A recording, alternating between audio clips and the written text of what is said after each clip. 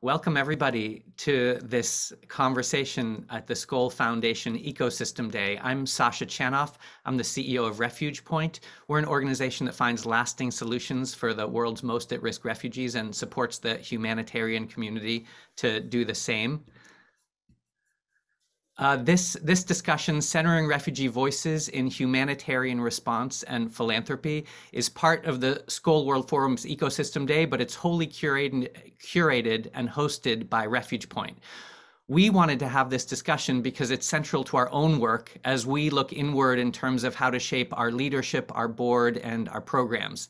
I wanted to ask everybody here in the audience to please silence your Zooms, but I'd also like to invite you to introduce yourself in the chat. I often find that these conversations are really valuable when there is a lively chat conversation. We may not be able to answer questions in the chat though, because there are a lot of people joining us today. It's my pleasure now to introduce Farah Muhammad. She's known by so many of you. She's the former CEO of the Malala Fund. She's also the founder and the first CEO of G20 or Girls 20, advancing the leadership of young women. And she's a board member of RefugePoint. And most importantly, she is a fierce advocate for girls and women and refugees. Farah, welcome, and I'll turn it over to you now.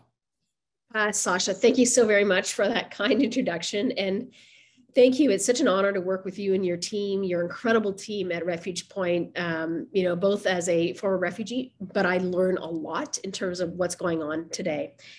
I'm going to admit right off the top that I have most of my life until I was in my 30s. I'm not going to tell you how old I am now, but I was embarrassed to say until I was in my 30s that I was a refugee. I didn't speak openly about it. And I barely acknowledged it. And as I got older, I started to challenge myself and ask myself why. And it became very clear to me because refugees are seen in a certain light and it's not always positive, that the labels were often negative. Sadly, this is still the case today and it needs to change. And so that's in part why we're having this conversation, especially if you look at the facts. So fact number one, and I'm only going to share two, and I hope that this will really have those who are joining center on the actual facts versus what we see either in media or we hear. Fact number one, refugees contribute 63 billion more to the economy than they take in services in the US, according to a government study. Fact number two, over 1 million Syrians have arrived in Germany since 2015, and their integration has been hailed as a success that has contributed to Germany's economy and social life. We've seen the same thing here in Canada. I'm sitting in Toronto today, and we've got 85,000 Syrians who have arrived since 2015, and we know we're already seeing the impact.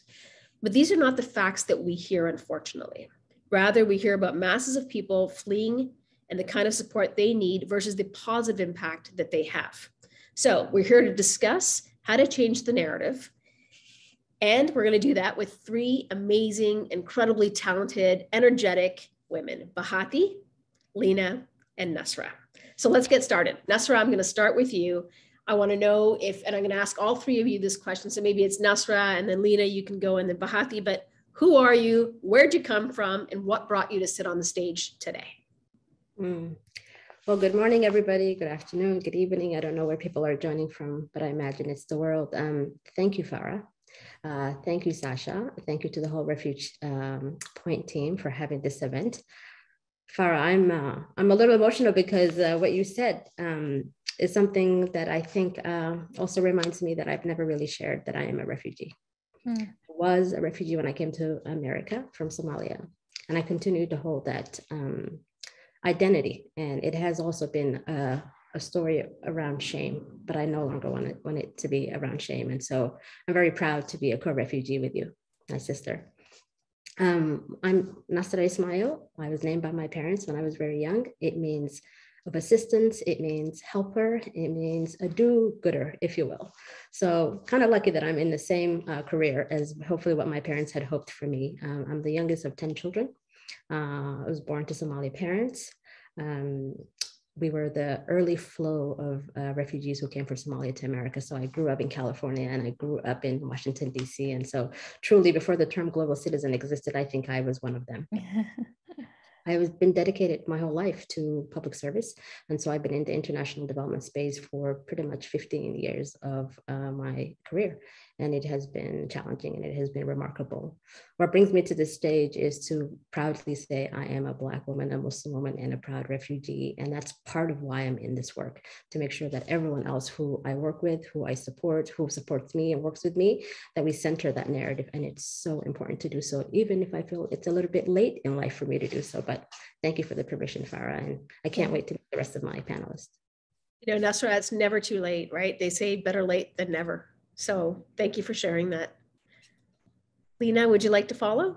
Yes, thank you so much, Farah. Thank you so much for RefugePoint, for Skoll Foundation, and for everybody who's here. Thanks for having us.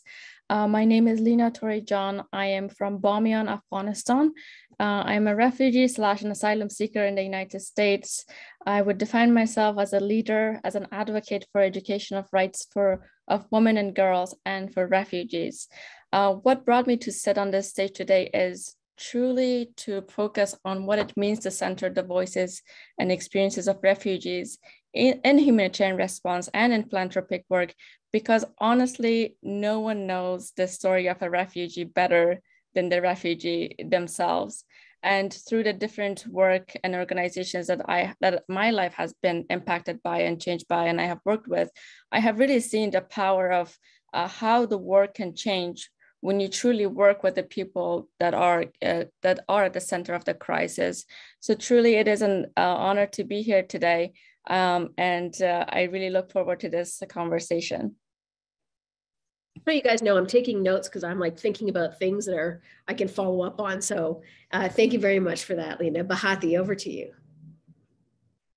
Thank you, Farah, and really it's a pleasure to be speaking alongside you, Nasra and Lena today. My name is Bahati, and I'm originally from Rwanda. I have been a refugee for so long, 25 years, that when I now introduce myself, I have to remind myself to say former refugee, because I'm so used to introducing myself as a refugee. You know, when your reality is that for so long, it's so hard to see yourself like anything else, you know. And unfortunately, this is the case for so many millions of people who are facing displacement right now. I am currently calling from New Glasgow, Canada, where I immigrated to last year through the economic mobility pathway. And I am now part of a very lovely small community here and enjoying the changing weather. It's getting warmer here in Canada, so yay. While in Kenya, I lived there with my parents, my family, and I trained as a nurse at the university. And this is kind of where I had my awakening moments and where I purposed to kind of use all the opportunities that I had gotten up to that point to show the world the true face of a refugee.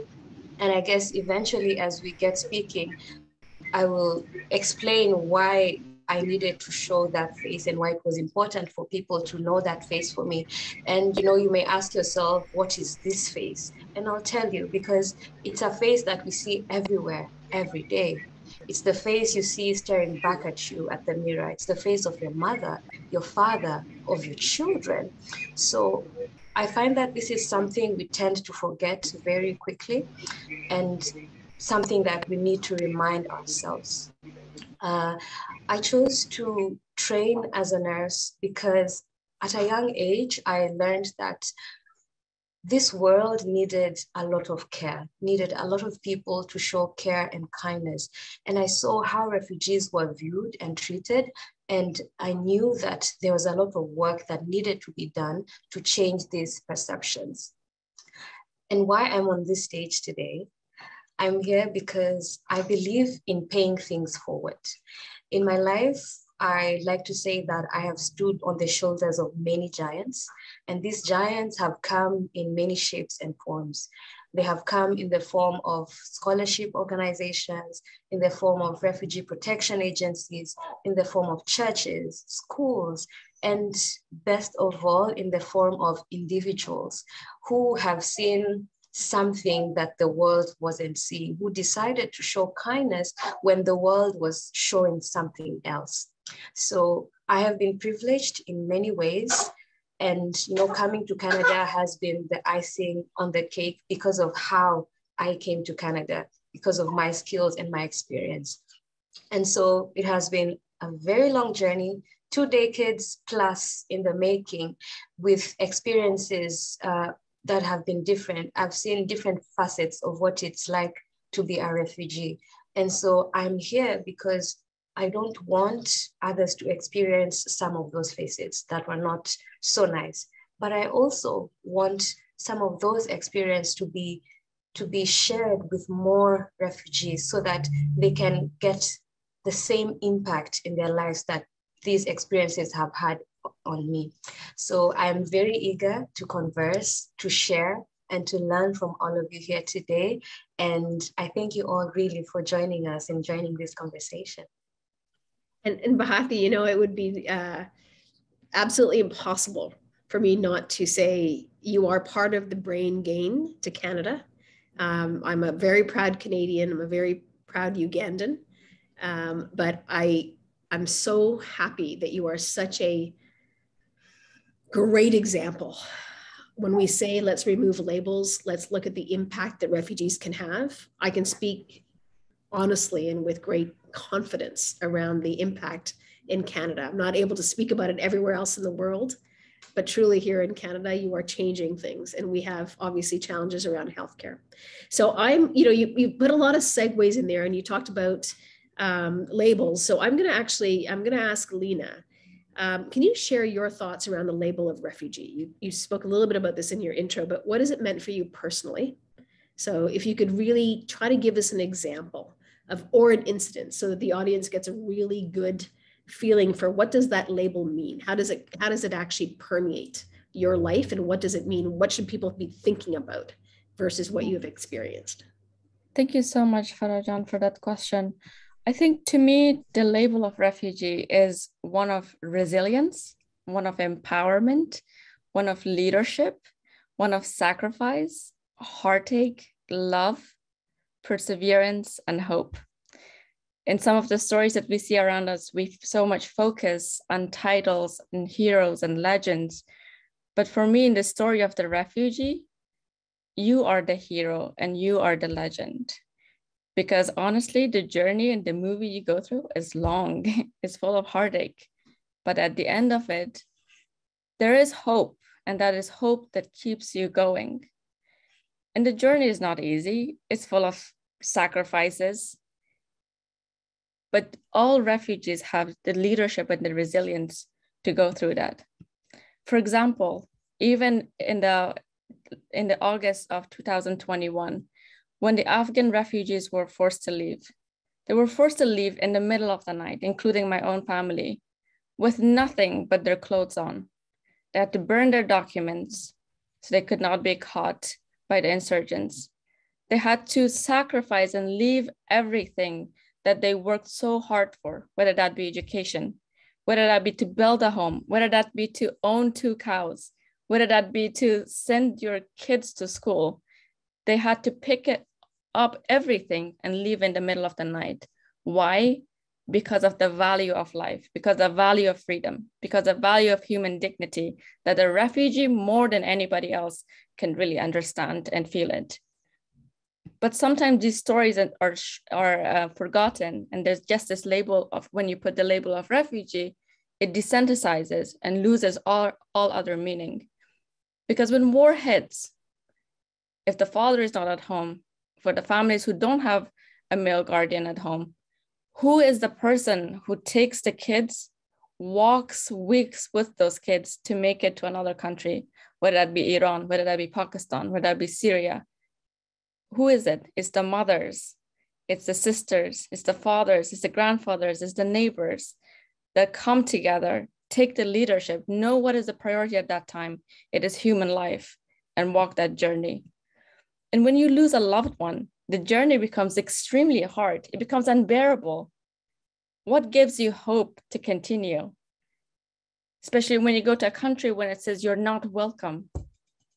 But from within you, you find that resilience, that perseverance in the face of all of life have challenges. For what? For a chance for a better life, for a chance for a better life for you, for your children. And sometimes even our parents forget about themselves. It's more for the children. It's for you to have a better life that they never had. And when everything around you seems dark and broken, and when you're forced, most of the time out of choice, to start a new country with literally nothing but the simple word of live. You're in this new country, now live. And sometimes the requirement of you is to be thankful that you are in a new country. What does that again require? Resilience, requires hope, to see a future, to start up again.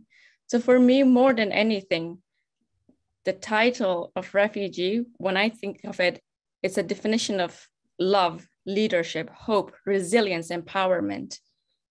Yes, I acknowledge the journey is full of heartaches. I think we all have been going through, but there's so much to this label of being a refugee that sometimes is not put out there. You know, Lena, I find myself in this conversation sort of trying to hold back some tears, because when I think about the journey that you've had, and that kind of, for all of you guys, the journey that you've had, I think to myself, you know, if people would just understand and hear, I mean, you literally just wrote an ad, refugee equals. And if people could see that and remember that, and then hear the actual stories of individuals, I think we could actually change the conversation around labels.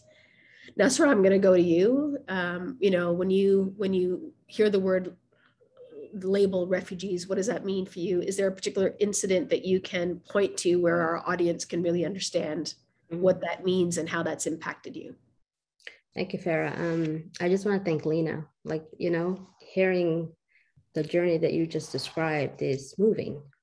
I don't think somehow it started as a label and then you just filled it out. You filled the word with life. And I think, to me, that has been my experience, Farah, that beyond the label, underneath the narrative of refugee, underneath the simplicity of the word refugee, is experience and life, and perhaps the most human of experiences of loss and love and everything that Lena just said. So boy, first, I just have to deal with that and just say thank you, Lena, and thank you to Bahati, who also put it in her own new perspective. The label, from an outsider perspective, is limiting. The label it shrinks my humanity. It takes away my complexity.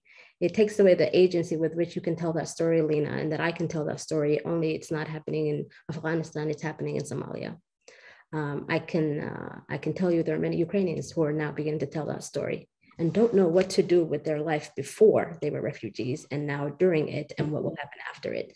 So I'm also really hopeful that these things will actually bring together, and perhaps, other than that limiting outsider perspective of shrinking our experiences, making it seem like it's othering, making you feel like you're one of, that you are deprived, that you have been kicked out of your country, it may do the opposite, and I'm optimistic it will unite us under a different kind of banner, right under human refugee, because I think there's about to be, unfortunately, more refugees than non-refugees. It sounds like a terrible thing to say, but I just think it's part of the human experience on this earth. And the one story that both of you brought front and center for me is, I remember losing my father. I remember telling the story of how I came to lose my father when my family was running from one part of Somalia to another part, and the men were being recruited to fight. And through a very difficult 2-year process, he lost his life to stroke. I remember telling that story, removing everything around the refuginess and the war and the difficulty of not having a home and not having a father and not having, some root to hold your family as a pillar, and just telling it in a very American way. Oh, I just lost my father. Just devoid of emotion, devoid of experience, devoid of a true complex narrative. And I now am thinking about exactly how can I be a Lena? How can I say it with all the respect of experience, good, bad, and indifferent? And I think it just makes it wholesome. It makes it full. And while we don't want anyone to go through it, it is something we're going to have to be proud of for now, until we, as a family, as a human family, can figure out how we can treat each other a little bit better and have more peaceful places around the world. Nasra, I'm with you. I wish there weren't more refugees, but it looks like the trend what we know about climate, what we know about war, will lead to more refugees. Bahati, can you please reflect on this question? And if you can, you've had a very recent experience of coming to Canada. Maybe there's a moment you can share with our audience. Oh, yeah. Just listening to both of you talk and thinking through this question when I was reading through it and trying to prepare, I just find this question very loaded. And it's a very personal question to me because it represents something that I have battled with in my life, something big that I had to overcome. And once I overcame this label is when I actually moved forward in my life. And this represented who I am, how I saw myself, and how the world or society chose to see me because of that political status. And, I needed to triumph over this label to prove to myself that I was more than what this label said that I was. And it's a difficult thing to explain because I don't hate the label. I don't hate being called a refugee.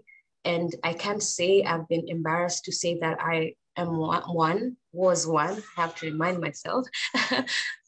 But,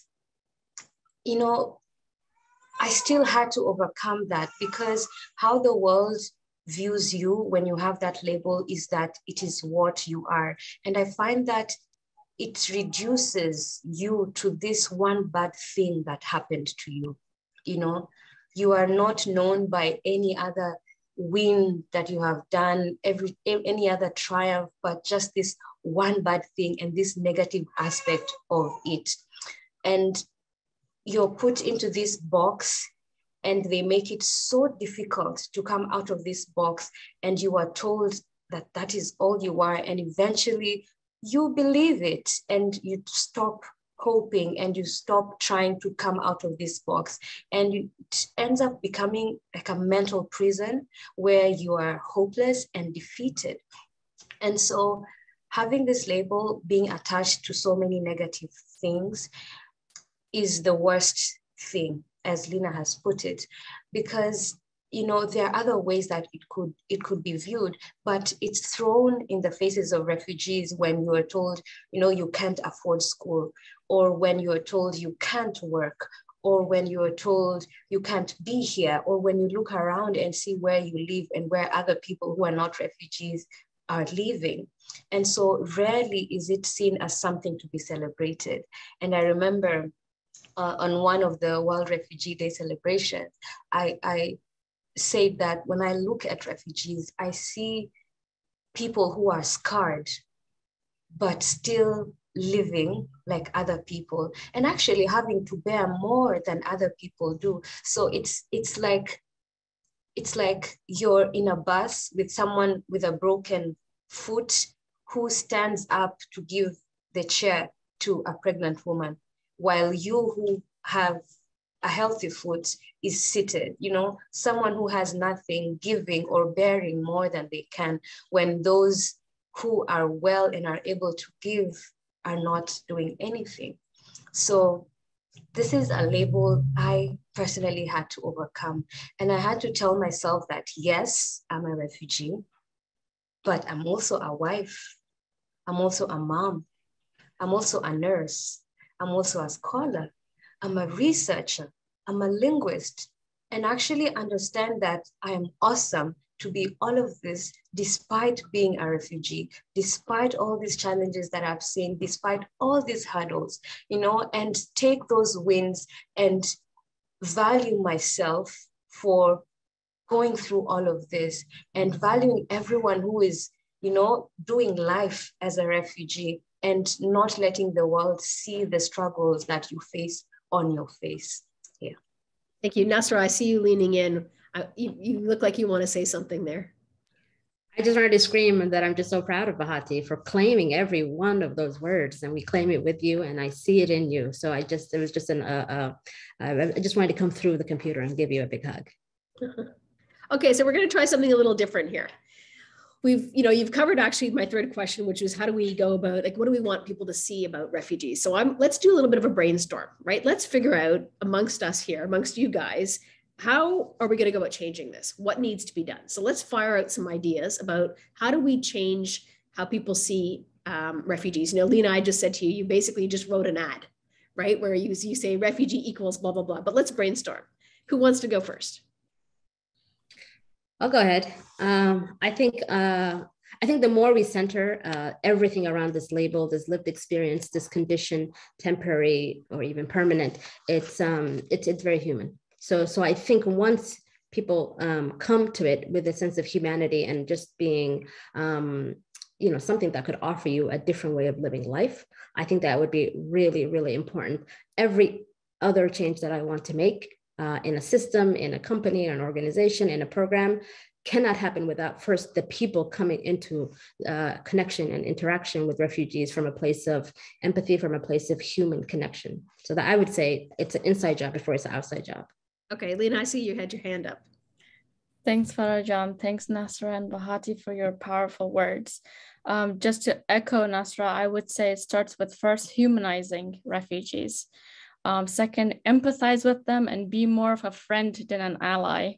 So by what I mean by humanizing, seeing refugees is exactly what Bahati shared in regards to see us like you. We're mothers, we're fathers, we're doctors, we're engineers, we're CEOs, we're Oxford grads, we're scientists, we're philanthropists. We have so much to offer. And you know what? I think the Ukraine crisis, as heartbreaking as it has been, it also showed the world that to be a refugee, it doesn't mean you're a certain color or from a certain region. So I hope that each of our participants here can also see that when you become a refugee, life doesn't say, here is an option, will you accept it? You are forced in it. You can be literally in anywhere in the world and you could become a refugee. You could be forced to leave. By saying what I mean in regards to being more of a friend than an ally, because I think when you're a friend, you know each other, you share a strong bond of affection, you listen, you're understanding, you work together for a solution. But I think sometimes when we're just an ally, we work to support each other, but as soon as it's not mutually exclusive and our resources are limited, we start taking our own journeys. So I hope our participants who are here, the organizations that work with refugees, continue to be more of as a friend, to listen and to be there for refugees and to humanize their voices and their experiences. Okay, Bahati, you're an example of a program that is actually changing the way we do things. So in addition to sort of government programs, what are some ideas that we can start to put into play? Like for me, I would have said, I think we've got to, I'll just give you my example. I think we have to start educating young people, like change the curriculum, put examples in of amazing refugees. Like people used to say, now it's escaping my mind, who was the Apple? He was a refugee. We started looking at people differently because, he happened to have the ability to lead this great company. But Bahati, like challenge the conversation. What are some of the ideas? Like even as specific as you can get. Mine is changing curriculum. What would be yours? Oh yeah, and someone else who was a refugee was Albert Einstein. He exactly. Was a refugee in the US from Germany. So another amazing person. And one thing that needs to be done, first of all, is I think people put very little respect to people who are titled as refugees. And actually the triumph of these people surviving war is something that should be respected, And so something that we can do, and I use myself as an example. I am here in Canada as a nurse. I am working with dignity. I am treated with respect at my workplace. I am treated equally as others here. I am a contributing member of society. And I've really been reflecting about my struggles and the battles I have within me. And, the mere fact that it's very hard for me to stop thinking of myself as a refugee. And I ask myself, why? And you know what? It just occurred to me that just because I'm in Canada does not mean that all of a sudden I changed and became someone different as soon as I landed, here. No, my mind is still the same. My skin color is still the same. I am the same old Bahati. I thought I would feel different. I thought I would think different. I don't. I am still the same Bahati. I am still the same person who thinks of herself as a refugee. But I look around me and see the way I am treated, and it's quite different. And I have the same things to offer here as I did while I was a refugee. The difference is what I had to offer, what I have to offer is accepted.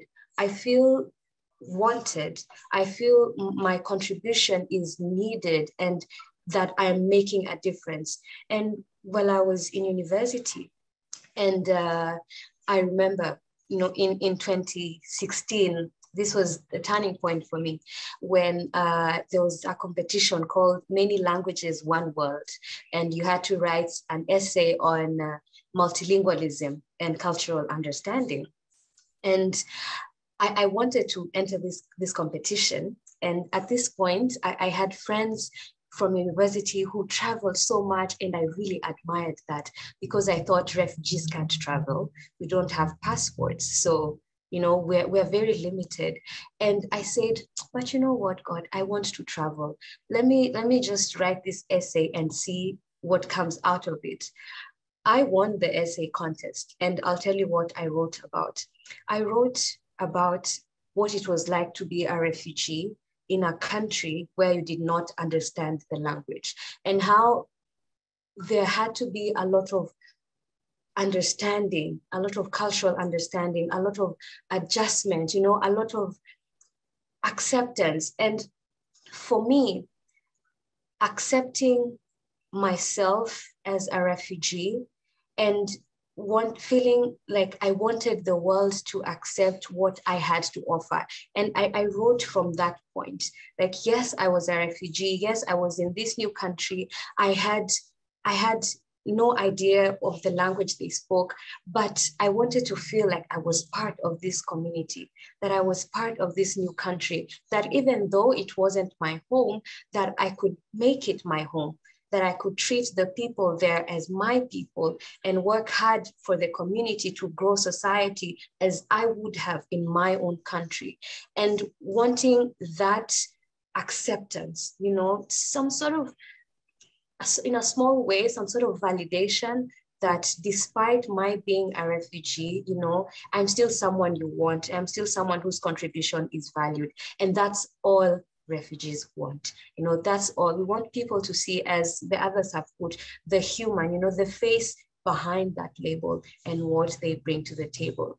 So actually looking at the skills these people have to offer, I love the labor mobility pathway because it centers on what refugees have to offer, on what they bring to the table. Put aside these political issues that we are facing. No. That's nothing you chose for yourself. So we will not judge you based on that. We will not have you justify why, it is important that you survived, that make you feel like you have to relive it every time for you to get an opportunity. But actually put that aside and tell us, what can you do? What experience do you have? What you have to offer that we should take?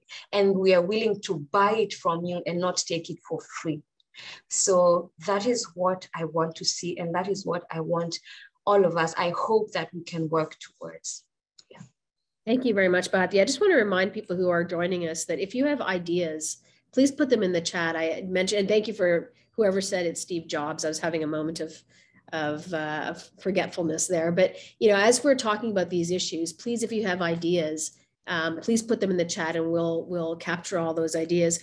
One of the things that I think we hadn't planned this question, but, I want to give credit to Skoll, because Skoll has created this platform where we can have refugee voices at the center of the discussion. So just quickly, if there's one space that you think needs to have refugee voices at the center of the discussion that you know of, if you could just shout it out, because I think it's upon us actually to go to those organizations and say, hey, we know you're having these conversations about refugees. Let's put refugees in the middle of that. And Sasha and his team do a really great job, but we all have different perspectives. So just, maybe just throw 1 or 2 suggestions out. So Nasra, do you want to throw 1 or 2 suggestions out? And then Lena, I'll go to you, Bahati, whichever order you want. Let me actually have my colleague Lena go. You've had your hand up. I'm going to follow right after you, okay? Thank you so much, Nasra. Oh, I'm sorry. I didn't see your hand up. I apologize. No, you're fine. It's okay. The color of the wall kind of hides it. But thank you, Farah. There's 2 ideas that I had. One is related to the curriculum. I think I've seen the importance of storytelling in my life and how it has changed. So I'm actually hoping to put together stories of refugees that could be distributed to higher education from K through 12 in the United States and hopefully around the world, including camps of people who look like them, who share their stories, but also for people who don't look like them. You can find commonality within each other's stories. So that is a project that I'm currently undertaking, and of course would love more feedback and support on that. And that comes from my firsthand experience of learning about Holocaust through somebody's story, through reading a story and learning of, oh my God, this has happened, and finding commonalities in that of learning it. So stories can be really powerful.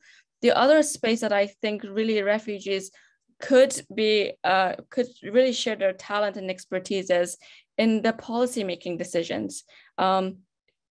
I hope this is helpful naming organizations, but the US government, international community, UN, State Department, I think there's space for capitalizing the incredible talent that the women leaders and Afghan leaders who are now in exile bring, especially in regards to policymaking. Sometimes these policy decisions and questions are being discussed, but without the actual experts at the table. So I think there's definitely a place for that. And right now, an organization that I'm working on, Onward for Afghan Women, as part of Georgetown Institute for Women, Peace and Security, we are helping elevate the voices of Afghan women leaders in such spaces. So their expertise are used, their expertise are capitalized, because they know the story and the situation more better than anybody. And that doesn't really matter how much school and PhD you've gotten.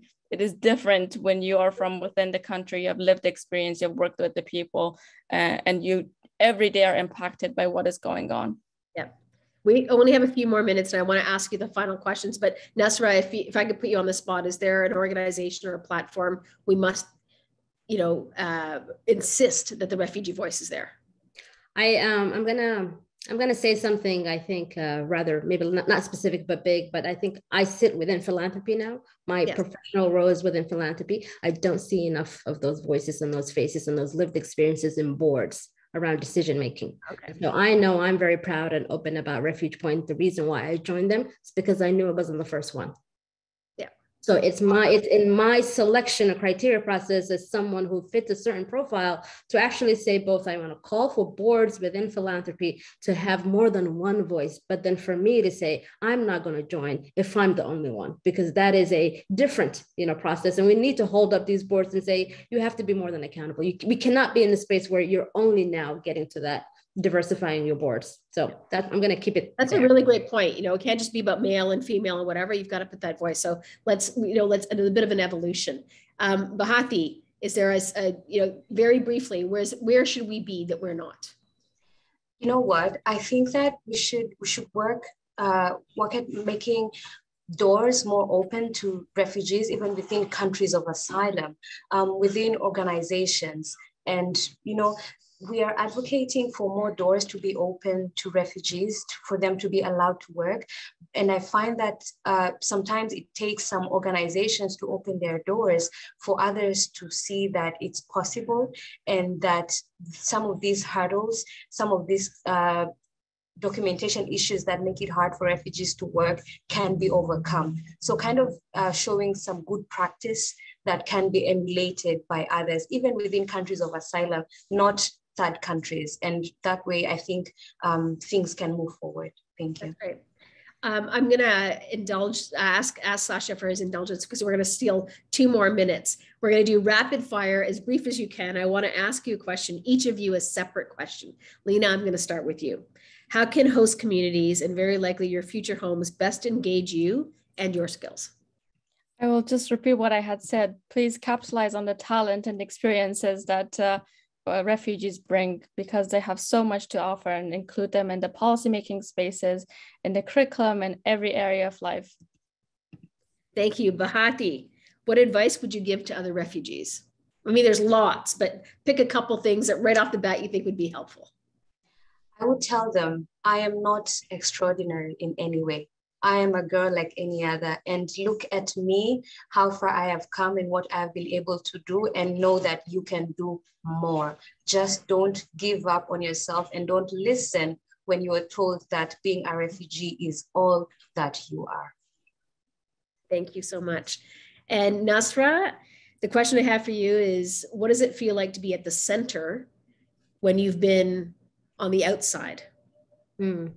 So first, I co-sign everything that Lena and Bahati said. I can't wait to continue to work with you. It can feel really lonely to be at the center, and it can feel really disjointed to be at the center. And often being at the center is a kind of old power of just important things happening in small central places. I think we want to center the experience, but my joy and my life and my experience and the things that I do that make me feel a lot of joy happens at the margins. Everything that's so important happens at the margins. So we can center certain things, but really my attention is to not go to the center, because it can feel like you're lonely. Nobody really, you're not the mainstream. You're going to have to explain yourself time and time and time again. But I think very important for certain things to be centered, but best ideas, innovations come at the margins of society. Thank you. I am so honored to have shared this stage with you. I have learned a lot. You've really encouraged me to think about how much more I can talk about being a refugee, a former refugee. Thank you all so very, very much. To Skoll, to Sasha and his team, thank you very much. The bottom line is the world will continue to be blessed. And I use that word very, very intentionally. The world will continue to be blessed by refugees. We just need to figure out how to change the narrative. And you've started that here today. So with that, thank you so much. I'm going to hand this back over to Sasha, and thank you everyone for joining. Thank you, Farah. Farah, thank you so much. I have listening to you, Lena, and Nasra and Bahati, just struck me so deeply, as I'm sure it did everyone here. I watched as people were joining late. So some people joined into this conversation halfway through. We will send out a video of this recording, and I encourage you to listen to that video. I've been working in the refugee space for 30 years, and RefugePoint started about 17 years ago. I've never in my life been part of such a powerful conversation listening to it. Thank you for your leadership, the vision, and what you've done. It was just really extraordinary. I want to pull us up like 1,000 feet and then come back down into what we just heard for a moment, just to say at the 1,000-foot level or higher that today, as we know, we're facing an unprecedented forced displacement crisis in the world. Before Ukraine, there were about 84 million people forcibly displaced, either inside their countries or who have fled to another country and are refugees. The common perception of people who are fleeing is one of those who are victims and who need support and help and a tent and food. And that is the normal way that the humanitarian community responds. Over $30 billion of aid every year goes primarily to that kind of support. But what you don't see or hear or feel in this kind of response are the emotions that you all just evoked in the conversation you had. When Lena, you said that refugees, you said love, leadership, hope, resilience. You and Bahati and Nasra, you painted such a broad picture. I wish I could just bottle that and let everybody in the world drink from that bottle. But what we hear instead is the perception of people who are victims. And that perception influences action and influences how we all feel. Something else that really struck me was when, Nasra, you said that the label refugee felt shameful. And Bahati, you said that, that it was like being in a mental prison. That comes from the perceptions that people have. That comes from how the media portrays refugees. And what we're trying to establish and aim for as part of this conversation is how we change that perception, because we know perception influences action.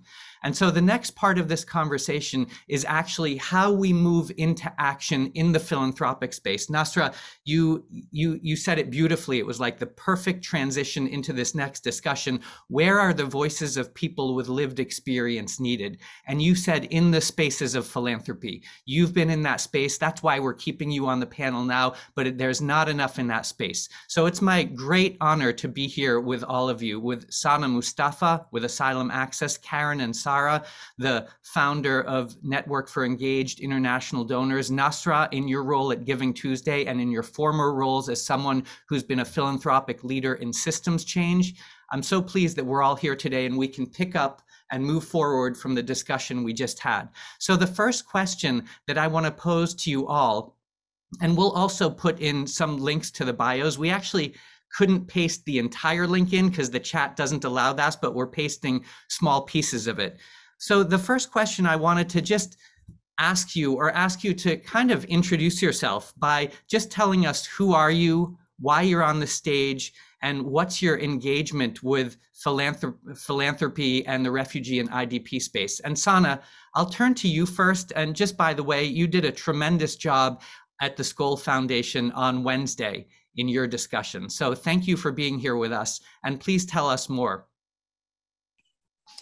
Thank you, Sasha, for having me, and thanks for all those who are attending to be here. I know it's been a busy week with so many panels and conversations, so being here, that means it's a priority, so we appreciate it. Yeah, maybe I'll introduce myself first. Yeah, my name is Sana Mustafa. I'm Director of Engagement at Asylum Access. And I'm here representing also the Resourcing Refugee Leadership Initiative. And maybe briefly to mention, Asylum Access is a family of a global and locally led and run organizations that work on the rights of refugees. And early in 2020, we convened 5 refugee-led organizations from around the world, from Colombia, Uganda, Egypt, Lebanon, and Indonesia. And together we applied to what was called at the time the Larsen Lam Impact Iconic Award, and it was a $12 million award to solutions or to applications that propose bold solutions for forced displacement. And at the time, our bold solution as a coalition was actually inviting everyone to focus on the how and the who, not on the what. So it wasn't education, employment, legal rights. It was that those on the ground know what is the solution for their communities, and it changes from a place to another. So we really seek funding to trying to dismantle barriers that prevent those who need those resources and cannot get them. So our the whole Resourcing Refugee Leadership Initiative is about shifting power and resources to refugee-led organizations. And I will put in the chat, you can learn about us a bit more on the website. And we have won actually the award as of May last year. And we received additional funding also from Hilton Foundation that really provided seed funding for us to launch. So we are almost a year old now, and we have made our first, we've become, the first, I would say, refugee-led fund that has received significant money. And I would be happy to dive more into the details, Sasha, of what we do and our ways of working, but this is briefly about us. Yeah, and Sana, we will dive into that a little more. I just have to tell you that I was literally celebrating. I had some insight into the finalists for that Larsen Lam Iconic Impact Award, and I was celebrating when you got it. I was rooting for you. So it's just really extraordinary because it highlights a different model. That's what we want to elevate here. Karen, let me turn to you just so you can share. Who are you? Why are you here? What has your engagement been around funding in this space? Thank you, Sasha. First of all, it is an incredible privilege to be with all of you on this panel and all of you who are are listening and communicating in the chat today.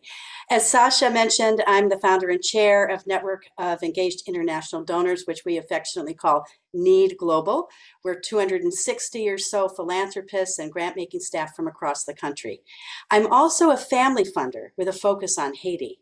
And right after the earthquake of 2010, I worked with the Boston Foundation to create the Haiti Fund to support Haitians both in the Boston area and on the island of Haiti who'd been rocked by the earthquake. And as you may recall, that included 1.5 million internally displaced persons, or IDPs. So from the start of the Haiti Fund, we created it to center the voices of Haitians and Haitian Americans in a philanthropic response to the disaster. Thank you, Karen. And it's a joy to be on the board of Network for Engaged International Donors with you. And your leadership there and what this initiative does is fantastic. In fact, I just want to mention and put in the chat that you have another Skoll conversation later today that's led by Network for Engaged International Donors. So let's put that there. And Nasra, you already shared a lot about yourself, but please do so more from a philanthropic angle. Well, what's your role? You've been kind of a leader in thinking through systems change efforts. And one of the things that I want to do with this part of the conversation is elevate different models and different kinds of ways to work. So tell us briefly about what your role is. Thank you, Sasha, and thank you, Sana and Karen. I've had the privilege of hearing our colleagues, and I'm just so excited to be on the same panel. I learned so much from them. I had a very personal panel just prior to this. So I think if I give a different spiel, it would be I spent most of my life, 15 years of my career in global development, recently joined philanthropy. So I'm new to it, but I'm very excited and very much optimistic about the change that this community could bring to the work of development itself.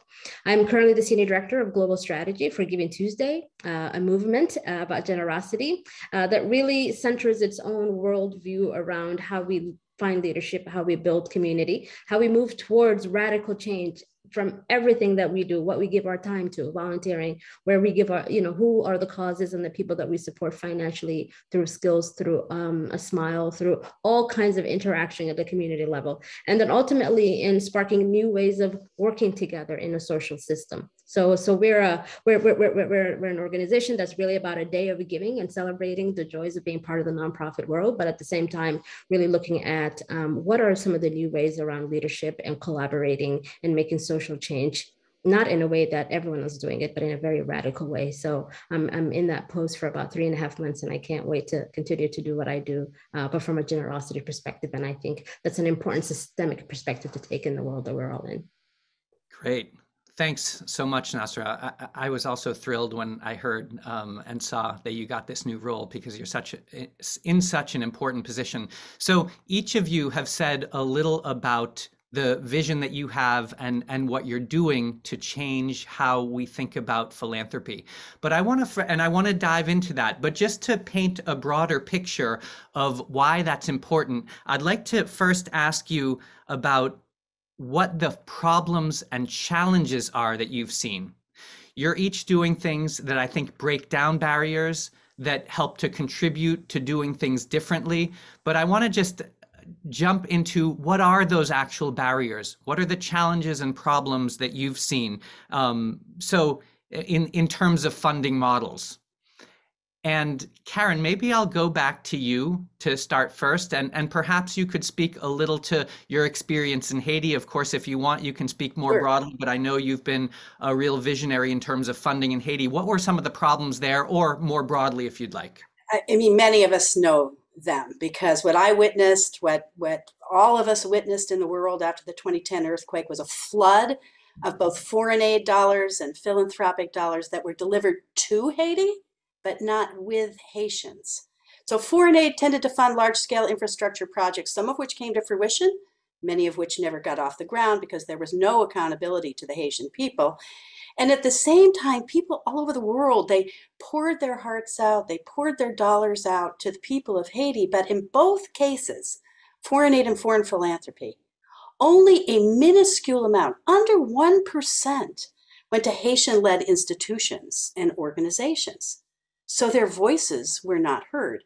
So likewise, in the UN coordination meetings, those excluded Haitian voices because most were held in English, sometimes in French, but not in Haitian Creole, which is what Haitians speak.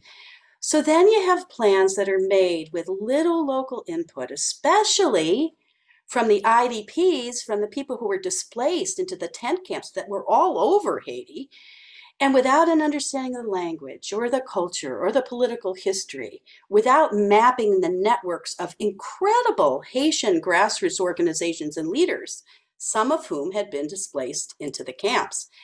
And just to give you an example, one glaring, horrific oversight, because these voices weren't heard, was the epidemic of rape and gender-based violence in the camps. And it seemed that only after researchers came from New York to interview people in the camps did some organizations erect solar-powered lights along the path. So solutions weren't found because voices weren't heard. Thanks, Karen. You know, we talk about and use these kinds of terms about the dangers and the horrors that people face, but sometimes it just goes right over you. And so when you said that, how Haitian voices weren't brought into the conversation, and the challenges and the dangers and the ruinous consequences for Haitians there, I just wanted to pause and recognize that for a moment. I also I think about the refugee space and the challenges and the gaps in funding. And Sana and Nasra, when I heard Karen speak, I thought about how much funding, again, I mentioned many billions of dollars, goes to emergency aid, predicated on the idea that people will go home, and yet people don't go home for an average of 10, 20, even 25 years. Sana, what are some of the challenges that you've seen, and you were part of the vision of the Resourcing Refugee Leadership Initiative, so you created that because of the challenges and gaps you've seen. Can you tell us a little more about those challenges and gaps, fairly briefly? Just paint a big picture from what you've seen, and you're free to share some personal experience if that makes sense too. Yeah, thank you, Sasha. Yeah, I think when we talk about why refugee-led organizations or local organizations are not representative or included enough, and why they don't have access to funding, I think it's very important to understand, the barriers, like what's standing in that way. And I feel like now the conversation mostly in many spaces is about, we need to have those voices and those expertise and this work led by the people, without really kind of taking a look back and trying to understand what are the barriers and how can we dismantle them. And many of those barriers, I think it's very important first to acknowledge the inherent structure of our system being, global north to global majority, and, the roots of our system, the roots of colonialism of our system, and that's continued to manifest until now in the many practices we have in our ways of working and in our ways of funding.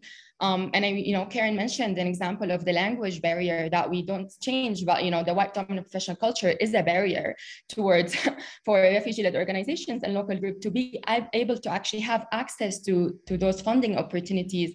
And so funders do need to look into what's actually there internally in their applications and in the way they communicate with grant recipients, that's really preventing grant recipients or people who want to apply for their grants to seek this funding.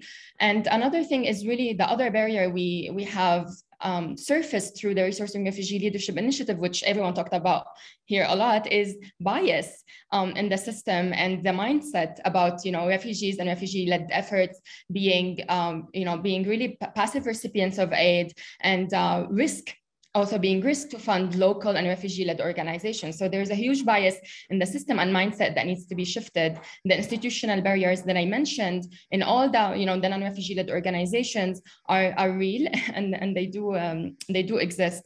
And I think the other thing is lack of connections and the ability for those who are on the ground, who are doing the work and lived experience, have connections to this conversation, and to have the connections to donors in the global north. And INGOs do gatekeep connections, and they do, the majority of the funding, as you noted with the stats, goes to international organizations that do in the best case scenario, engage with local and refugee-led organizations as implementers. And again, like gatekeep all the connections. So there is a lot to look at from our ways of working in the system to our history and how it continues to manifest. And then take a deep look internally as institutions on what are we doing. It's not about only like what we're trying to do to change it. Everyone wants to look externally. Very few people want to look internally and inward. And the outward would not really come to an organic, impactful manifestation unless we look internally as institutions and actors in the sector. Yeah, incredible, Sana. And Asylum Access has really led the way with this in courageous and bold efforts. So I'm so grateful for all the work that Asylum Access does and that you do. I'm just going to briefly take my moderator hat off and jump in as a discussant for one moment, just to say, Sana, what you sparked with me was this idea of really working closely with communities. And as many of you know, RefugePoint has a flagship program in Nairobi to enable refugees to become self-reliant. But what we found in our work there is that there are over 100 refugee-led organizations in Nairobi that have no visibility, no access to any kind of funding. And as RefugePoint figures out what is our role, I mean, we're on this journey ourselves, but we have started to fund some of those organizations. We have started to help capacitate them so they can create their own strategic plans and move forward. And we have some funders who've joined us to do that so we can distribute funding to them. And Sana, I'm eager to connect more and learn about it. But Nasra, turning over to you, if you could really briefly just share any additional thoughts about the gaps you found, and then I want to jump a little more into the models that you have created so we can highlight those. But first, the gaps. Nasra. Thank you, Sasha. Everything that Karen described and everything that was so eloquently put together and so powerfully put together by Sana is exactly that. I think I have to step back a little bit because I think people can deduce what we're saying based on perhaps their perceptions of us. I spent 7 years working at a donor level with US government. I spent an additional 2 years consulting for a British American NGO. I spent 5 years in the humanitarian field. So I went from development to humanitarian, and I did it in East Africa. And it was with a consortium of about 100 actors, 30 of them local and the rest international or at least regional NGOs. In 16, 17 years, what you come to is there is a structure and there is a funding model, and it works perfectly. It does not work for Global South, but it works perfectly for Global North. And it's the power that's into defining what those, who those are, who the actors are, what processes are put together for grant applications, for designing due diligence, for implementing, and for who gets to evaluate and write about the impact of projects. There's power in it. There's a structure in it. It is not a power and a structure that is enhancing, elevating, or even trying to begin from a place of centering the roles and structure and power of Global South. So I think some of the things that I've thought about has been that we didn't arrive at giving less than 0.1%, at least when you consider humanitarian efforts I've been a part of, to local actors. That's not by mistake, that's by design. We have not had all of this push towards putting people at the center, making sure protection is at the center of what we do, making sure the refugee-led, refugee-centered, refugee-designed works are appreciated and elevated. We didn't put those into the back shelf for a reason. They're competing with the largest global north systems of power I have ever seen. So the gap is not a small one, it's a big one. And underneath all of that power and structure of how money flows and who has access and who will be successful in their concept notes all the way to their funding is culture. And that culture is also not Global South. So the problem and the gap in front of us is hugely systemic and it's hugely powerful. And I think it's going to take 1,001 sanas for the next 1,001 years to get us through. But I think in a way to put a bright spot on what's happening now, I think we've found a portal with the pandemic. I think we have found a portal of change and waking up and doing the inside job, like Sana said, before you go to the outside job. Being careful and being absolutely critical of an organization that's mainly white-led, mainly white male-centered organization, saying, why are you an intermediary? Are you actually facilitating the locals to get their funding, or are you standing in the middle? How can we shift you to something that's more helpful, not necessarily get rid of you? So the barriers are many, but I think in the last 2 years, what I have seen is at least within philanthropy and development, a sector that's listening and a sector that has finally found a place of change, but we have a long way to go with the change that we want to see. Thank you, Nasra. It's so powerful just to think about these inherent unequal structures and that exist, and how do we break those down. I'm so happy you're on RefugePoint's board and that you're bringing your voice to these issues.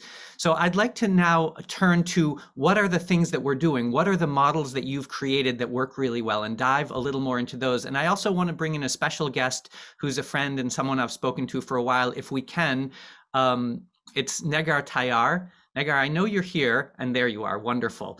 Negar, thank you so much for joining us. I wanted to bring you into this conversation because I feel like you have created a model of funding, and I want to go into now models with Choose Love and your campaign around Ukraine, but also before that with Central America, which is ongoing, and also funding refugee-led efforts from the Middle East to Europe. You've been a leader in this space. And so I wanted to bring you in to tell us a little about the model that you are enhancing, creating, and moving forward in the world, because it's gotten so much important attention. And I thought it would be valuable to bring to this Skoll Ecosystem Day so we could give it even more attention. So welcome. Thank you so much, Sasha, for welcoming me, and especially to this very precious circle. It's such a privilege to be sharing space with you all. For those of you who don't know me, just like shortly, this issue is very close to my heart, as it is for Sana and Nasra and many of you here. My family and I, we went through all the different legal categories that you guys have been talking about, from initially being internally displaced within Iran. I was born in the middle of the Iran-Iraq war, to then being undocumented in Turkey, then having to really cross multiple borders and become an asylum seeker, ultimately seeking asylum in Germany, and you hear the funny German accent still here, and then to be granted refugee status, basically. And now I'm an immigrant in the United States. So I think I would also challenge us to move beyond the labels of refugees and IDPs and asylum seeker and immigrant, because it doesn't really capture the full experience. And as you can see, one person can kind of like tick all those different boxes. And what brings me to this work is similar to Nasra. I'm a veteran of international development aid. I worked for more than, I think, 10, 15 years in international development before transitioning into philanthropy for all the larger bilateral organizations, UN agencies and INGOs. And I do think the issues that we are facing are systemic in nature. And to Sana's point, we have to take a historic stand and look at issues. And I think in our work, and when I transitioned into philanthropy and I co-founded a philanthropic fund that is working with people on the move, we landed on this term. It's not ideal, we know, but it makes it more human. And it was really important to move beyond the stigma of all these terms, right? A refugee status is not a badge of honor anymore, as we know. It's deeply stigmatizing and narrowing. So our work around people on the move is really centered on multiple things, but the core piece is, I think, to apply a route-based approach, as we are doing in Ukraine right now. We are supporting people internally displaced in Ukraine, those that are fleeing to countries like Poland, and those that are making it all the way to places like Germany or the UK. So the route-based piece, I would encourage you to really bear in mind, because the challenges differ as people are moving. Right? And another core piece is how we do this work, right? To Sana's point, it's not just important what we fund, even though I would add to it and say what we fund needs to be holistic, right? It has to factor in that people have a broad range of needs. They have legal needs, but they also have psychosocial needs, right? And culture comes into the mix too. It's very important. But how we fund is really, really important. And I think in our work, our emphasis has been, how do we, I mean, it can't be that we are in 2022 and less than 1% of funds is going to local organizations, right? And that's local and national organizations combined. So you can imagine the tiny fraction, as McKinsey Scott just wrote in her post, a tiny fraction really goes to local organizations. So what we have been doing over the years, and it's been all coming together in our collective Ukraine responses, to say, we have to move beyond each of us just working within the realms of our own organizations. We have to be collective in our response. We have to come together despite our differences and think about how we can change this power dynamic and resource organizations that are there right now, led by impacted communities. And I think what we have done is basically 34,000 individuals have been supporting the campaign. 50 plus philanthropic funds have been granting to us. And we have gathered about $10 million in less than 7 weeks. And most of the funds, 50% of it has already been moved to 39 organizations. So I think there is always this misconception of, oh, it's so difficult to find local actors. How do we resource local actors? And we are just showing that, no, it's not, right? There is a wide ecosystem. Today's theme at Skoll is on ecosystems, right? There is an ecosystem on the ground that is just invisibilized. And we have collective ways to resource them. So I think, and one last thing, Sasha, really to add is I think it's also very important for us to pay attention to Ukraine beyond the importance of what we see is unfolding and beyond us connecting as humans with what we are witnessing, right, and wanting to respond, because it challenges the conception of what a refugee is, right? I grew up in Europe, and many European fellows and colleagues right now have a visceral response to what they're seeing, because they're finally realizing that they themselves could be displaced at some point, right? So I think there is a lot for us to learn from the Ukraine response, and I'd love to share more with you if you're interested. Thank you. And we've put up in the chat where people can learn more too. Nasra, I know that you wanted to add something to what you just heard from Nagar, so please go ahead. Absolutely. I'm a big fan of Nagar, and I can't wait to talk to you and learn from you. But there's just so much in what she said that I just want to elevate, because they touched a core in me. And I think this is exactly what the philanthropic world needs to really focus on. So connecting, I think, what Nagar and Sana said, 3 myths. There is no risk that's special to local systems, local actors, national. That is a myth. That is a terrible narrative. It's fake. And I think we should just stop, even as us, stop saying it, because we put it back into the world. So I want to correct myself and say this is literally a myth. The second, that they can't do or need capacity or don't have systems, also another myth, because if they were useless, you wouldn't have Global North organization be so successful in using them for their fundraising. Third, that they can't absorb money, and they would present to philanthropic big donors, a bigger system of managing due diligence because they can only take in so much. Also another myth. Absolutely. They haven't even been given funding. So how do you know that? How do you know that? If they've been given less than 1-2%, how do you know what systems they have? But we've kept them at a small, shrinking level. So I'm hoping that those myths actually go away. The one thing that I've been thinking a lot about, particularly within Giving Tuesday is a movement that actually does really 2 beautiful things that I just want people to know. It's not just the fundraising that we do on that beautiful Tuesday. It's actually the fact that we celebrate and center joy of nonprofit work, wherever it's happening around the world. It is a beautiful role to have in terms of public service. And we just have to ask the philanthropic systems of donors to support the systems that hopefully can give rise and thrive to the new ways of being a nonprofit, a new business model for nonprofits. But it's one where actually we have to start from a place of appreciating the role of public sector institutions like NGOs, Global North and Global South. And the last thing is, it is an ecosystem, not just here, but also in terms of how we do the work that we do in uplifting humanity to its better angels. And one of it is to also stop the negative side of localization, which is local NGO versus international NGO. When we do that, we miss the systems that play of power and structure. We miss the history that Sana is reminding us, Nagar is reminding us. We miss the fact that these are old colonial systems, and it's better that they point and put the international NGO and the national NGO when really it is a system of inequity that has existed for decades. So I'm hoping we call that a bluff as well, and make sure that we can be united as a nonprofit ecosystem. Thank you, Nasra. Extraordinary. Uniting as a nonprofit ecosystem. So Karen, I feel like that makes me think of need, because what you're doing is thinking about how to unite donors around ways of giving that is more effective. I was so gladdened when Network of Engaged International Donors had the giving circle around racial justice. It felt like an 8-month journey that every single philanthropist should go on. And I know that Need Global is leading the way in many ways. So I want to dive into now the models the models that we have. Nasra, you talked about Giving Tuesday in your model, and Nagar, you talked about the model that Choose Love has around funding people on the move and around holistic funding, which again, briefly taking off my hat as a moderator, that's exactly what RefugePoint has created in Nairobi, is a holistic way to fund people to move from a point of vulnerability to self-reliance so they can stand on their own 2 feet. But Karen, tell us a little about the models that you feel are important to elevate in the world and what you've done. Sure.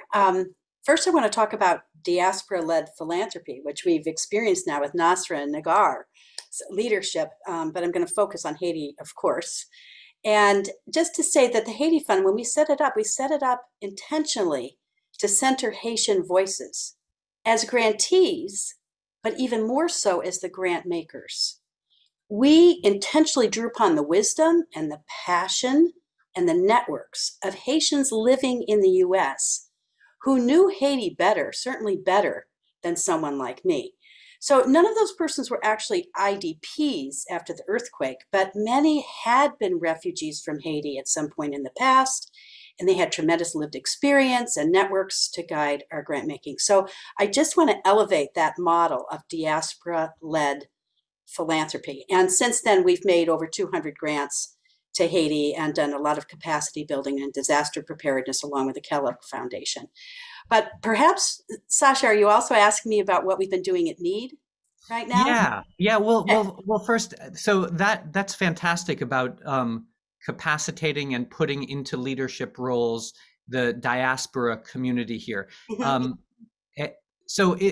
I know that you've also, haven't you like brought other funders together around this, Kellogg and others as well? Yes, thanks for reminding me. Yes, so over the last 12 years, we've had 4 conferences for funders funding to Haiti. And in those conferences, we have intentionally showcased great Haitian grassroots leaders, solutions that they have developed, but they just need the resources to implement. I mean, in addition, we've met with Haitian ministers and the U.S. ambassador to Haiti and what have you. But the key thing is to connect these funders together and to impress upon them certain values, which is putting the Haitians in charge of their own futures and their own development. So I really want to advocate for networking funders that are focused on particular geographies where there are a lot of people on the move so they can learn from each other. That's fantastic. I want to turn to you, Sana. When I hear Karen say bringing together groups of funders so they can learn from one another, you know, in the spirit of Farah's moderating and brainstorming ideas, it struck me like that's exactly what you're positioned to do, is to bring funders together who can support refugee-led organizations, because you have such an important platform with asylum access. Can you tell us, as just an idea, you don't have to dive into that, but tell us a little more about your model and how you're doing it so others can learn from it. Yeah, absolutely. Actually, I just want to thank everyone who's been speaking about the important points and really taking this panel into a direction that, you know, personally it aligns with my values. So thank you for that. And just our model is literally to dismantle the myths that Nasra and Nagar and Karen and all of us have been talking about. Is our model at the Resourcing Refugee Leadership Initiative, having acknowledged the barriers that I mentioned and everyone mentioned, is about 2 main strategies. It's about unlocking funding for refugee-led organizations and then strengthening refugee-led organizations. And I would say unlocking funding because the money is there. It's just, as we said, is not going to refugee-led organizations. So in our first strategy of unlocking funding, we do that through a number of things. One of them is absolutely bringing people on board and engaging with donors and international organizations and institutions in the system to try to help them understand what are their internal barriers into actually engaging with refugee-led organizations and working with them on implementation-ready plans and recommendations on how to start the journey of dismantling those internal institutional barriers. And obviously that would be honestly the ultimate goal, is that you don't need anyone, that those institutions can directly engage with refugee-led organizations because they have dismantled those barriers. But also acknowledging how long that takes, because you're talking about mindset shifting, system shifting. The other kind of strategy we have within unlocking funding is we created the RLO fund. It's the first of its kind that's Refugee-led Fund. And really the purpose of the fund is to collect donor money and redistribute it through inclusive, ethical, dignifying grant making to other refugee-led organizations.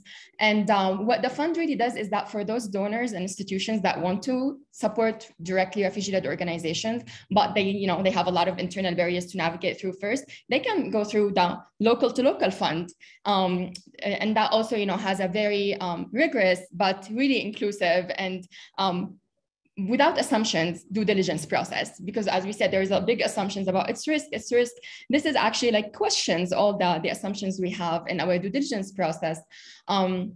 And so the fund really, we are very glad about it. We've made, we're actually making in June our second grant. And there is no lack of refugee-led organizations. In our second round now, we received 140 applications from refugee-led organizations around the world. And the reason we received them, because our application is not rigorous. Our application wants to know about what you do in your community and actually does not care if you're registered or not. Because in our strengthening program, which brings me to our second strategy, is that we will work with you on this also, which is an RLO to RLO strengthening partnership program. In traditional terms, in the sector, it's called capacity building, but we definitely don't believe in these terms, and we believe it's knowledge exchange. And through the partnership, we really work with the refugee-led organizations who want to, get our funding to overcome all the barriers from, lack of financial systems, M&E or registration or bank account, through local to local engagement to actually receive our funding. And so this, through this holistic model of addressing, there's no, the chicken and egg, like no capacity, well, because you never invested in them. So we're trying here to prove that it works. And I think the most important thing that we're also working on besides unlocking funding is advocacy, making sure we're bringing others on board and, doing the mindset shifting and also generating evidence. One of the biggest barriers we faced as we were working on this application and this model for a year is that everyone was like, why it works? Why do I need to fund you? Why funding directly refugee-led organizations is actually going to lead to a scaling, impact in the system? And as Nasra mentioned, and everyone mentioned, we know that local actors are doing groundbreaking work. It's just not being elevated and visible. And so one of our main pillar in this project is actually also to document the evidence and the amazing impact of all our grant recipients that doing, and we envision in the next 5 years, we will have funded directly through inclusive, ethical, local to local grant making, 45 refugee-led organizations. And I want to mention here that doing holistic work. And that goes back to Nigar's point about, we have to acknowledge here that actually, when you are in your community and you see the different, needs in your community, you organically respond with trying to address the multiple needs. You don't just focus on one. And that's what really special about refugee-led organizations. They are holistic in their approach. And so they are reaching millions of their communities with dignity. And I think ways of working matter here as well. Mm-hmm. Great, thank you. There was just some really good music coming on to emphasize what you were saying from someone there. That was so good. That was on purpose. I know, we'll just say it was on purpose. So Nagar, I see you've raised your hand and I want to go to you, but I also want to recognize that we have a very short amount of time and I want to share some summary points. And I do have a quick lightning round question to ask people. So over to you quickly. I think to just summarize it and echo what Nasra and Sana was saying, this is really the dream panel to be on, is I think I'd encouraged you all to view this as movement builders and movement people in general, right? I think there is too little movement work that is happening within the philanthropic space. And to Sana's point, we need to organize ourselves better. And the point, please don't take away that we are antagonizing larger organizations, right? The issue is not to antagonize them. They play a very important role. The question is around centering equity and making sure that resources are being shared equitably. And many of you might be funding larger INGOs and you have a role in questioning who they fund and how they talk about people. Sasha, one last piece that I didn't talk about is the communications and the narrative change is very, very important in our space. And with the Choose Love campaign, if you follow the work on Instagram or other social channels, you see that organizations are always front and center, and how refugees are being displayed is utterly important because Nasra, Sana, and I are refugees too, and we are not portrayed as in an image where we are asking for a handout. right? So also emphasizing that if we view this as movement builders, we also have to resource communications and narrative work. Over to you, Sasha. So key. Thank you so much. I'm going to again take my moderator hat off just to say that as RefugePoint has tried to figure out how we can best serve and support and work with refugees themselves, we've built a holistic model towards self-reliance. And that, along with other partners, led to something called the Refugee Self-Reliance Initiative that the Women's Refugee Commission and RefugePoint have co-led. But now we've created a steering committee of refugee leaders and others themselves to bring these models to the world. We've created, Sana, you talked about the importance of evidence building. We've created a measurement tool, the Self-Reliance Index, to build evidence of programs that work best to enable refugees to become self-reliant so those can be scaled up. And now this is being used by governments and other funders to fund programmatic impact. And we're seeing evidence now coming from 20 plus countries around the world through the Refugee Self-Reliance Index. Just briefly, I want to go, we talked about a question that you wanted to be asked. And so Karen, I'm going to turn to you first to ask you, what are some of the ways you've helped donors learn about their and respond to the needs of refugees at Need Global? And if you can just share like really briefly about that. Very briefly, and this is piggybacking on Nagar's comment about the importance of the ways we communicate about refugee reality. Sasha will remember a few years ago, we held 2 book discussions on an incredible book called City of Thorns by Ben Rollins, which chronicled the lives of 9 people who were refugees into the Dadaab refugee camp. And by reading about their stories, you know, I could experience the resilience, the entrepreneurship of refugees in a way that I would never be able to experience from a proposal or an annual report. The book draws you into people's lives. And when you're affected on a heart level, you're more likely to give. And then we had a giving circle on refugees and we made $50,000 in grants. And so what I just want to advocate is if we could get more philanthropy networks to work together, establish more global giving circles, more collaboratives, more webinars like this one where we hear refugee voices, people will be moved. People will be moved. We got to bring the voices into the room with donors. Yeah. And Sana, over to you. What's your message and advice for allies and donors who find it very challenging to shift power and resources to the people with lived experience and local communities? Again, a brief response to a really great question. Yeah, I mean, I think the first message would be before an advice is that you have a space here. It's just about how. And so it's not about excluding anyone. It's about how you exist, your ways of working, and your added value. And once you have that founded, I think that the second advice would be internal change would lead to a real, genuine, external, sustainable change. Otherwise, it's not going to work. We're not going to change anything in the sector unless you look internally. And internally, it means like really dismantling, all your different ways of working that really rooted maybe in colonialism and white dominant oppression culture, representation, your HR practices. There's a reason, people say, oh, it's hard to hire refugees. Well, I mean, now in our pipelines, every time we have tens of people who've experienced forced displacement because we've changed our HR practices, our job descriptions, our interview practices. And so there's a reason. And once you do that, you have the people in your community, and then refugee leadership and localization doesn't become a lens. It becomes just part of your DNA, part of who you are. So it is doable, and internal change is really major. And I think especially for funders, we had Sarah Smith from Hilton Foundation one time on our panel as they funded our effort. And Hilton has been taking a journey as well on really changing their ways of working and their ways of working as an organization to fund more locally led organizations. And she mentioned there's myths and assumptions that we need to break down and dismantle as funders. And she also mentioned that it will be helpful to set targets and publicize them, because then it's one tool to enforce internal change as well. So these are a few things I would mention. And I would just want to say that we are, as Asylum Access, as an organization on its own journey to realize refugee leadership, we're thinking a lot about allyship and our role and how we bring others on board. So we are very happy to have these conversations with those who are thinking about these questions. We don't have all the answers, but we have some answers. So we'll be happy to please do reach out. We'll be happy to take this conversation of movement building further with you. Karen, you have your hand up. Do you want to say something for, no, okay, great. Thank you all. We are at time. This has been extraordinary. I want to just highlight a couple of brief closing points. One, I feel like we as the world has reached a precipice point or a changing point in history with more forced displacement than ever before. With Ukraine, we're talking about 90, 100 million people. Looking into the future with climate change, there may be up to 1 billion people, some estimates consider by 2050 displaced.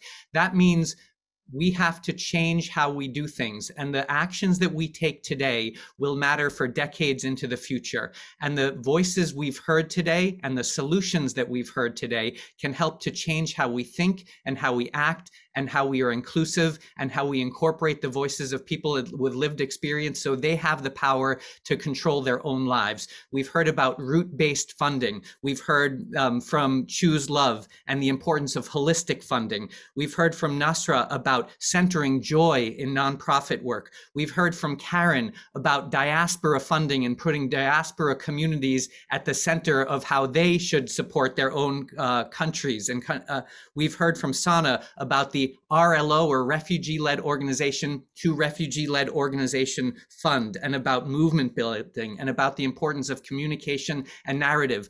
All these are lessons that we want to share out with the philanthropic community so we can start to change behavior, so we can raise our hands and the flag and say, this is a call to action for people to change what they're doing and listen to the voices that we've heard here. I'm so grateful that you all joined here. Farah, your panel and this panel and the discussion about everything that we've had today. It's been extraordinary, moving, insightful, and something that we want to share with the world. So thank you so much for everybody for joining us today, and have a wonderful rest of your day.